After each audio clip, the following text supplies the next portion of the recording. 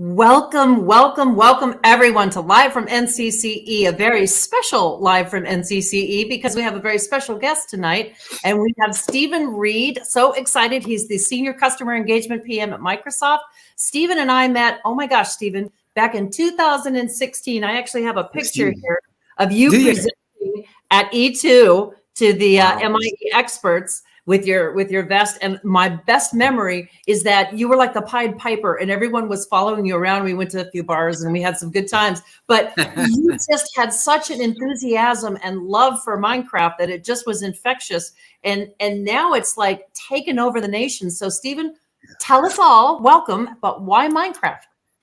Wonderful. Thanks so much, Tammy. And that is a fond memory indeed. I think I started my E2 career in 2015 at Budapest, and then so on and so on. And so it's been a wonderful journey, and I've done so many, I've been very blessed to do so many events, which actually brings me on to just how widespread this has become. Back in the day, I say back in the day, my introduction generally starts as, my name's Stephen Reid, currently based in Qatar, but originally, of course, I hope you detect from the accent, from Scotland. And I've been using games to teach worldwide now for almost 15 years, in the education space for 20.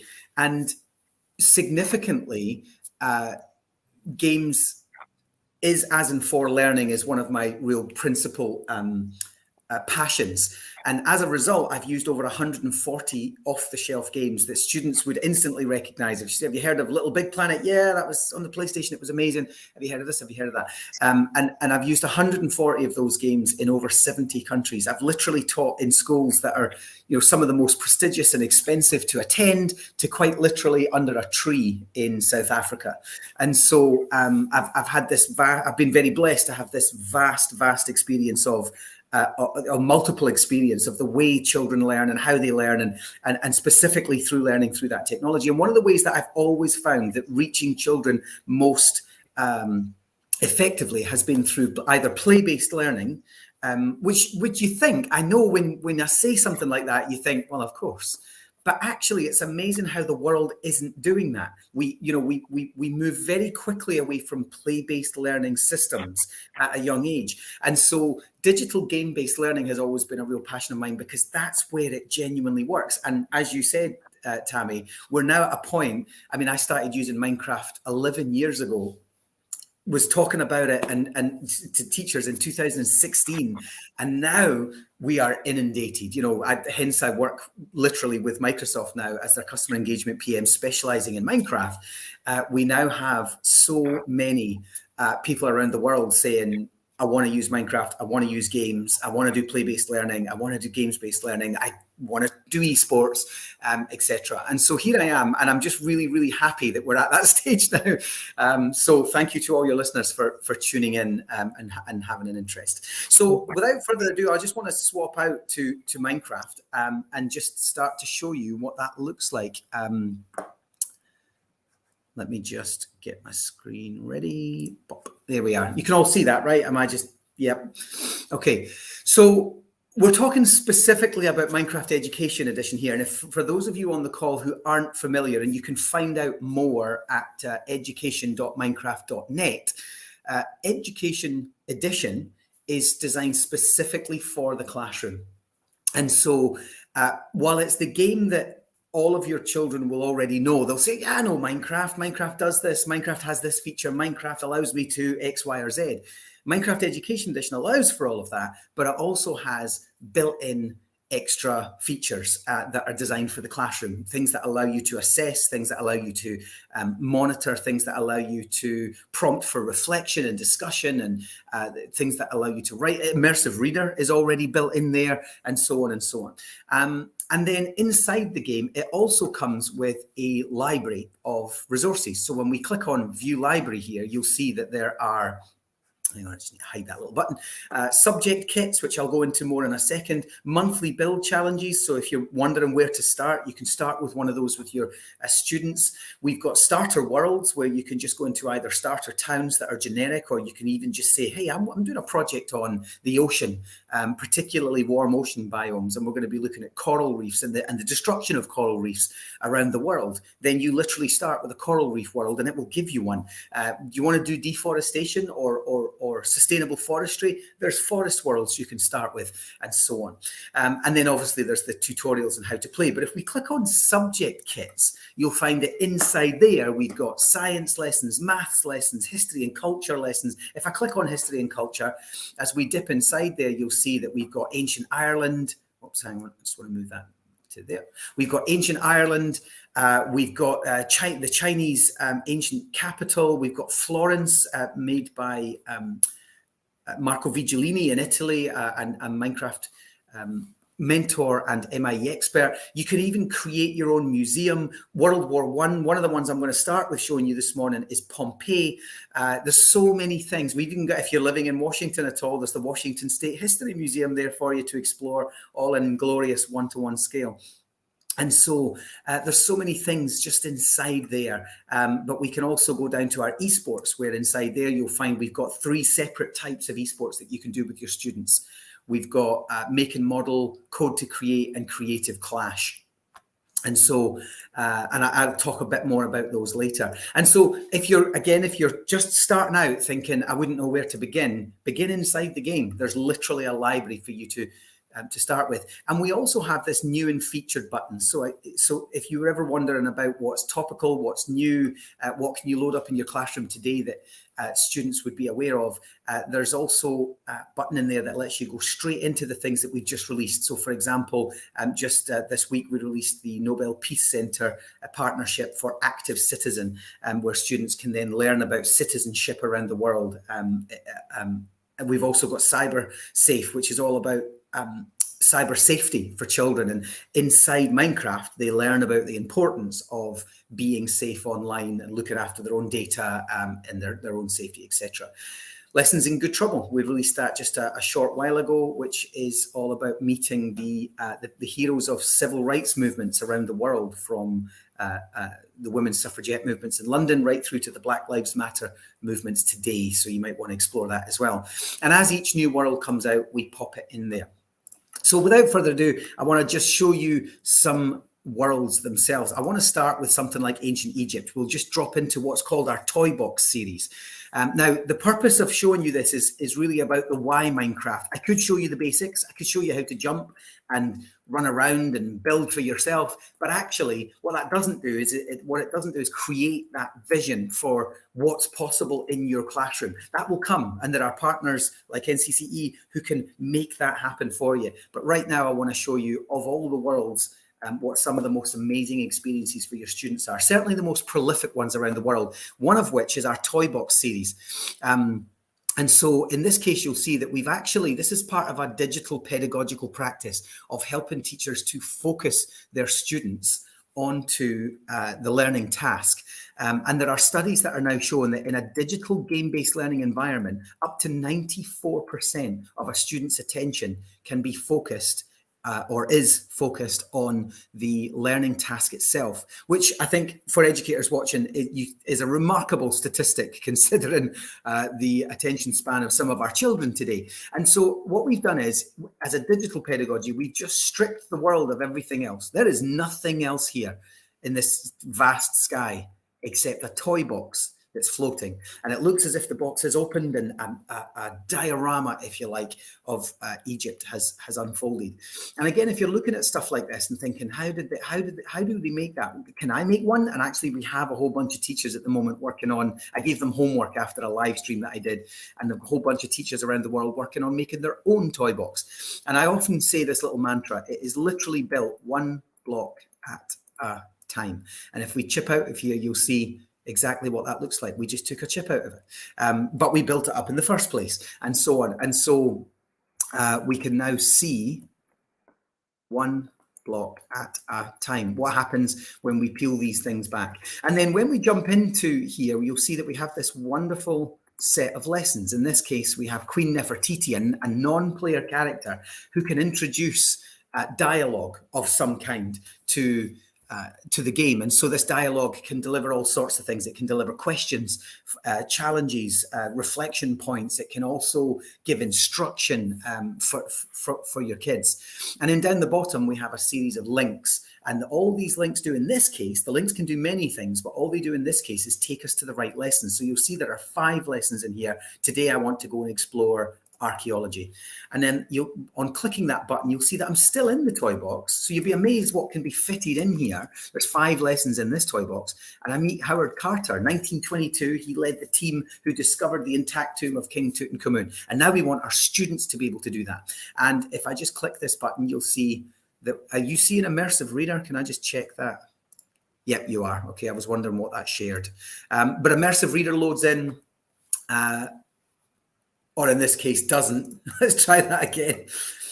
It would happen when live. There we are. And I'm sure most of you are familiar with Immersive Reader, but you can see there that it's just built immediately into Minecraft. And so I'm not allowed to do that. It's telling me something went wrong. There we are. So we can change the color, the background color. We can change the text size. We can change the font for those students that need that.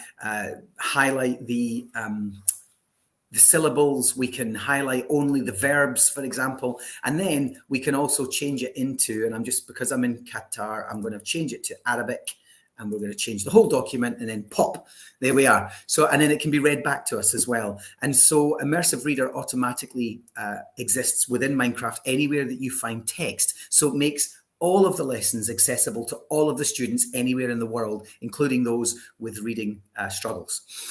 We can also watch a video. So this NPC can link out to the internet and can show us videos or link us to resources or link us to other learning documents or save spaces that the students want to go to. Or we can go back to the lesson selection. If I head over here, though, you'll see that even going inside, we always do something that allows the students to play and explore. So when we go inside here, there's a mummy to defeat. There's also a journal by Howard Carter. And then if we open the tomb, we find the mummified remains of King Tutankhamun. And so we can literally think about this for a moment. If this is an extension of your classroom is no longer 4 walls and some chairs and tables and a whiteboard and some windows. Your classroom is a model of ancient Egypt set inside a giant toy box floating in a void with 5 immersive lessons that the students can then go into. And it doesn't stop with ancient Egypt. It also moves on to things like, and I'll actually have to load this one up because every time I use this one, it's ruined on account of the very last lesson that I will show you, which is wonderful. There we are, Pompeii. Okay, so when I jump into Pompeii, and not only can we take our children to anywhere on Earth, like in this case, we're now somewhere in Italy or certainly ancient Rome, but we can take our students to anywhere in time as well. So your classroom becomes a time machine if we want to do, past, present, or future. It can be a lesson like Black Lives Matter, for example, which is still very topical, of course, but was featured in the news several months ago. And so we can take the students back to that point, but we can also go as far back as the day that Mount Vesuvius erupted. And so you can see we've done the same, but this one we've themed. We have Viking ones, sustainable energy ones. We have all sorts of toy boxes, but in World War I, but in this particular case, we're now in ancient Rome. And we have all sorts of lessons in here. So for example, the first lesson I'll highlight is in mathematics. How do you feed an empire using wheat and crops and food? Of course, the Romans did this, and they grew a vast empire, and they did that on the basis of understanding that they had to feed them. And so there was this system called fermentatio. Just a little lesson, history lesson here for you. And the fermentatio was it was awful apparently to eat, but it was a free bread, the big giant bread buns that they would distribute. They would go around on chariots and throw the bread out into the street, and people would come out and scavenge for it. And so the students actually grow wheat. You'll see there that we have 1 block of 2 blocks, 3 blocks of crops. And when and now I'm not doing this properly because I'm in demo mode, but if they were to actually reap the wheat, they would get it in their inventory, And so if I go to E and I just ask for some wheat, you'll see what that looks like. And then the students, not only do they have to grow it and be patient about it growing and work out how much land they need, but when they get back to the bakery, they can make bread. And so we do a lesson where they have to feed their class, and everybody in their class needs a loaf of bread every 30 minutes. Because a 30-minute, it's actually 20 to 30 minutes is a Minecraft day. So somewhere in a 20 to 30-minute period, everyone in your class needs a loaf of bread. So how much land do you need to be able to do that? But then what if your class grows by one person every 15 minutes, just like a population? But then what happens if you go to war and suddenly you lose half of your class, like the Romans did? They went to Germania or Gaul. So now we're doing history and geography as well at the same time as doing maths. And then you find that you have a food surplus until or maybe not, because if you win that war, you then have many, many more mouths to feed. We also do geography through the merchant studies. So who traded with them? They traded with us as far away as China. They traded with the Europeans and the Africans and so on. And what sort of things did they trade? We have gladiatorial arenas where we can actually do a mini esport. If you press this button as the emperor, or you press this button, you literally get little gladiators that come after you, and we can have a mini esport with the students, which we quite often do. We have public forums, we have senates where they can become the senators, and they have to stand in the private forum here or the public forum, and they have to say, I believe that the city of Rome needs, and then they tell us what they need. So it's kind of live debating and live politics through a senate system. We have religious buildings, we have the poor district, we do engineering lessons through things like waterways, aqueducts. We have tourism and relaxation with baths, and we look at the science of the bathhouses, specifically the science and psychology of the bathhouses. Here we have a languages tree where we explore root words, trunk words, and branch words. So in this particular instance, we look at the root word, which is com, which in the Latin means together. One of the other root words here is unity, which means as one or for one cause. So community, of which we are all a part of, is one of those words that we probably take for granted. We just talk about community, community, community, but actually it comes from two Latin words, com, unity, a group of people together as one. And so we're able to then look at the Latin to the English or the French or the German, but does it work with things like Urdu? Does it work with Arabic? Does it work with Celtic, Gaelic, my language?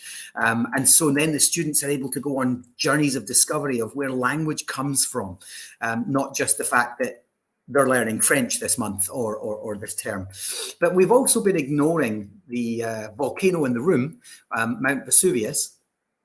We also have schools and theatres and barracks, and there's just so many things they can learn. But of course, so many of you will be familiar with this section of a volcano. You'll have seen a sketch like this in a textbook, and Minecraft just does it so much better. The students can explore where the lava came from, what it was, how it worked, what it passed on the way up, how it bleeds into these veins, and then eventually, boosh, it bursts out at the top. But I want to do some science with you, because you might be thinking, how on earth do we do science in a Pompeii or a history context? So I'm going to go into here, and I'm going to go into our chemistry lab where we have element constructor and a material reducer. And if I just pop down the element constructor and the material reducer there, with the element constructor, you see that we can actually add protons, electrons, and neutrons, and then we are given each of the elements. Can I just put this out there? I was in my 40s when I discovered that the number on the element corresponds to the number of elements inside it, protons, electrons, and neutrons. So there we go. I put 2 in and I get helium. Don't ask me. I was either not taught that or I wasn't paying attention at the time, but I was amazed when Minecraft revealed that to me. What I'm also going to do is, this is part of a lesson called What's It Made Of? So what is Pompeii made of? And so I'm going to take some wood, just oak wood. I'm going to take some stone. Whoops. Where are we? I'm going to take some stone, and I'm also going to take some lava, because we're talking specifically about Mount Vesuvius. And if I just click on this and put in oak wood, you'll see that we actually get told. The game says to us, well, listen, you've got 49% carbon, 6% hydrogen, 44% oxygen, and 1% nitrogen. And so I say to the students, well, what about stone? Surely that's the same, right? I mean, it all comes from the same place. When we click on it, of course it's not. Now we've got silicon, which is new, and then we have oxygen. I didn't know that stone was, again, Minecraft taught me that stone is mostly just a silicon base. And then if we put lava in, the kids say to me, well, that's obviously just melted stone. But we put that in and we get our bucket back, which is nice. But then we're left with the oxygen we recognize, the silicon we recognize, but then we have aluminium and iron and calcium and magnesium and potassium and sodium. I was working with a student a few months back, and we did this lesson, and he said to me, is that how it gets into our food? And I said, what do you mean? And he said, well, if it's in the ground and then it like grows, like our plants grow. And I said, that's exactly it. That's how iron gets into a lot of your vegetables. It's because it's in the ground and then it gets pulled out as part of the growth of that. And he said, so why doesn't that happen to trees? Fascinating question. I actually still don't know the answer to that. I'm sure it does to some degree, but it maybe just doesn't end up in the bark itself or the wood itself. I'm not a scientist. I don't know. But we can start by getting our children exploring the science of the world through this piece. And then what I'm going to do is, whoops, I just get rid of that. What I'm going to do is I'm going to show you one last lesson. There's so many in here that I haven't showed you, just to give you an idea of what's possible with one single world like this. But if I now go and press the C key, you'll see that Code Builder automatically engages. And Code Builder is automatically or it's set up to automatically give our students access to code, block code, JavaScript, or Python. And so we can instantly begin to do really fun things with coding languages that immediately impact the world. Now, this happens to be one that I made earlier, and this is block code significantly. But if I press play and I type eruption, whoops,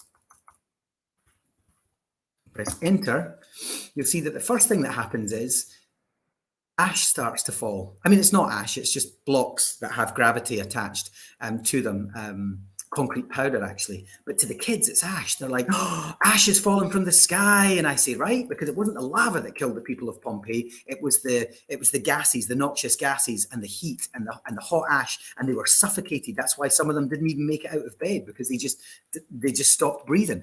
And the kids are like, this is incredible. But what you'll also notice is when I hover over to the volcano itself, you'll see that it's actually running with lava now. The lava is slowly running down the hill, and it will go into the contours, and it will eventually spread, and it will start to burn the olive groves. It will lead to the buildings.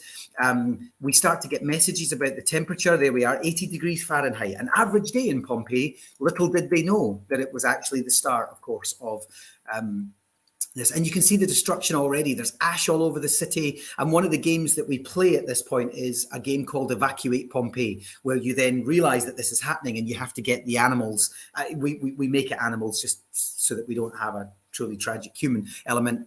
I personally think it was also tragic if we lose sheep and horses, but evacuate Pompeii. We get them on leads. They have to lead them out of the city and they have to escape. And it's kind of this gamified way of helping them to see what would have happened if they could have escaped. And so with all of those lessons, math, science, literacy, history, languages, engineering, but also coding, we can put all of that in, and we can literally take our students, not just back in time, not just to another country, but to the exact moment that Mount Vesuvius erupted. They can witness that, just like that Doctor Who episode. And so I'm also going to show you, and I'm just consciously aware of time, I want to show you another world. We've got so many. I'll quickly, there's our renewable energy world. We've got the refugee crisis. Tammy, I will remind you of that in just a moment. I just want to show you our art world, simply because, where are we?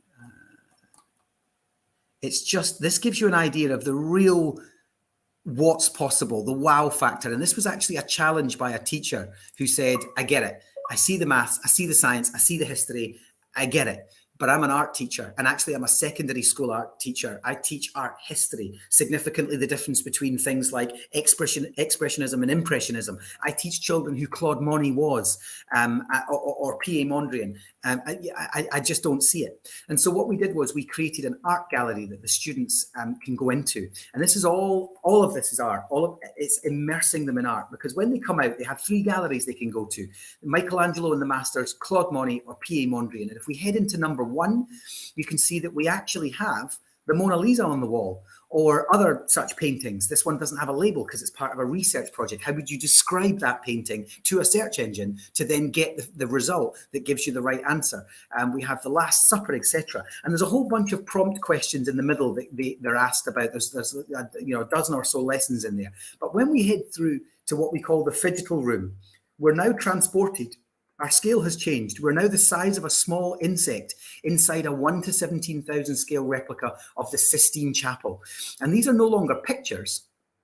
I like to choose this one here with the gold dome building on it. These are no longer pictures. These are actually made of blocks. So light grey concrete, soil, etc., nether quartz. And as we bring ourselves out, it's the concept of pixel art.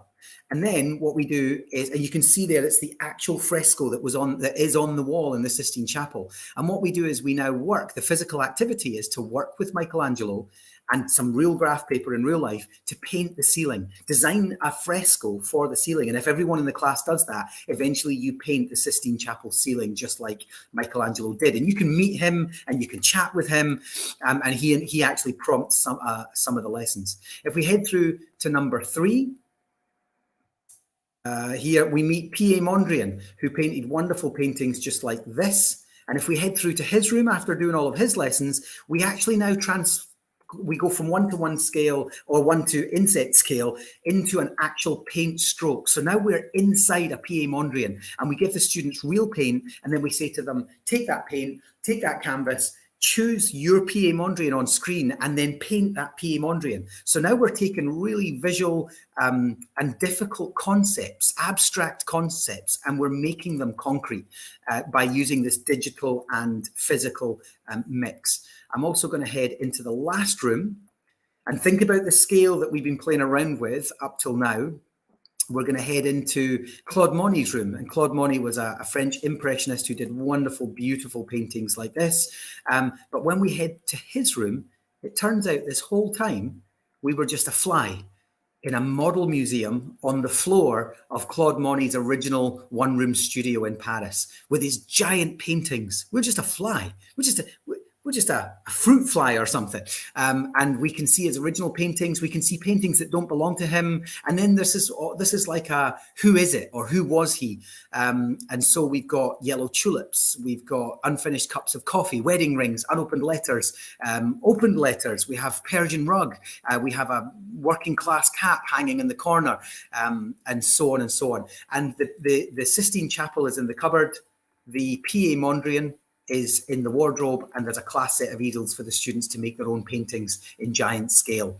And so that just gives you an idea of just how big you can contain everything in a toy box, or you can just go huge and make the children the size of flies. And all of that can be found either at the website. Check out more information at education.minecraft.net, or dive into the game itself if you already have access. Go into the library, click on subject kits. We're going to go into art and design, and in there you'll find, for example, our influential artists world. There it is there. You click on create world, and it literally will import it direct from the library and into your space.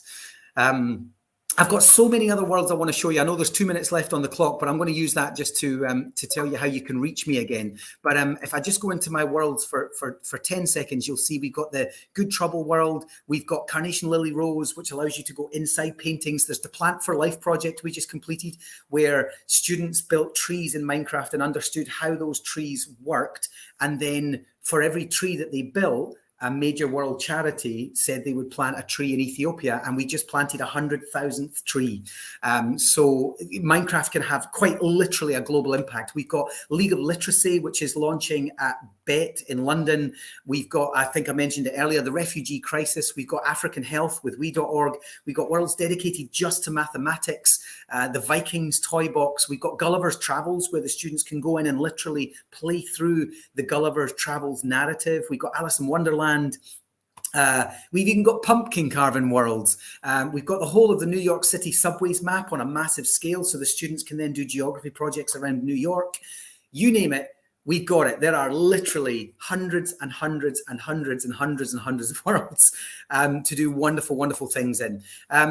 So my name is Stephen Reid. I'm Customer Engagement PM at Microsoft. You can reach me on Stephen Reid EDU on Twitter. Please do. Please follow me. But also, I run a live stream. If you want to see more of this stuff, in April, at the very beginning of April, I'll be launching a live stream. It's actually a rebrand of an old live stream that I did called Play Matters on Twitch TV. The link will come up, I believe. Twitch.tv/Play Matters, where you can join me and I do world building. I do live lessons. I showcase a lot of these worlds. I do the new and featured stuff. And basically, you can join me regularly. I'm aiming to do the new one on a Wednesday and a Sunday, one midweek, of course, and one weekend for teachers that can't make the midweek one.